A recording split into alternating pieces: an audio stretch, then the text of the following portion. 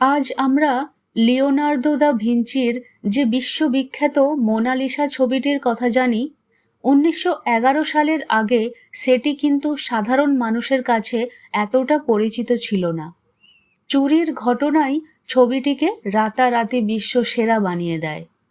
21শে August 1911 দিনটি ছিল সোমবার।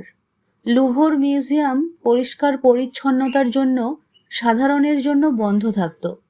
মিউজিয়ামের একজন কর্মচারী ভিনচেনজো পেরুজিয়া আগের রাতেই একটি আলমারির ভেতরে লুকিয়েছিলেন। সকালে যখন পাহারাদাররা অন্য কাজে ব্যস্ত, তিনি চুপচাপ বেরিয়ে মোনালিসা ছবিটি দেয়াল থেকে খুলে নিলেন।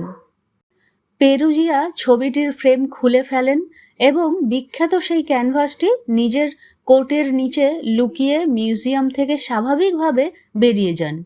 মজার বিষয় হলো, মিউজিয়াম কর্তৃপক্ষ চুরির বিষয়টি বুঝতে পেরেছিল প্রায় 24 ঘন্টা পর। তারা ভেবেছিল ছবিটি হয়তো পরিষ্কার করার জন্য ল্যাবে নেওয়া হয়েছে। চুরির খবর ছড়িয়ে পড়ার পর পুরো ফ্রান্সে তোলপাড় শুরু হয়। পুলিশ হন্যে হয়ে চোর খুঁজছিল।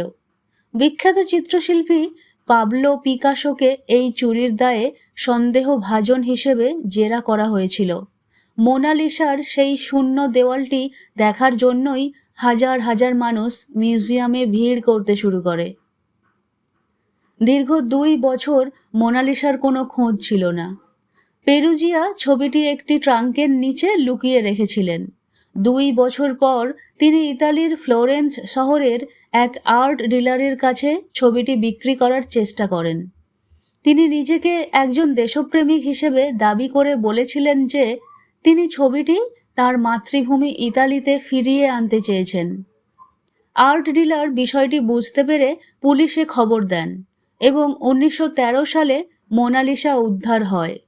চোর পেরুজিয়াকে গ্রেপ্তার করা হয়, যদিও ইতালির মানুষ তাকে দেশপ্রেমিক হিসেবে বেশ বীরের মর্যাদা দিয়েছিল। এই চুরির আগে মোনালিসা কেবল একটি ভালো পেন্টিং ছিল, কিন্তু চুরির ঘটনা এবং খবরের কাগজে এর ব্যাপক প্রচারের ফলে এটি বিশ্বের সবচেয়ে দামি ও আলোচিত ছবিতে পরিণত হয়। আজ আমরা যে মোনালিসার হাসির রহস্য নিয়ে কথা বলি, তার পেছনে এই অপরাধটির অবদান অনেকখানি।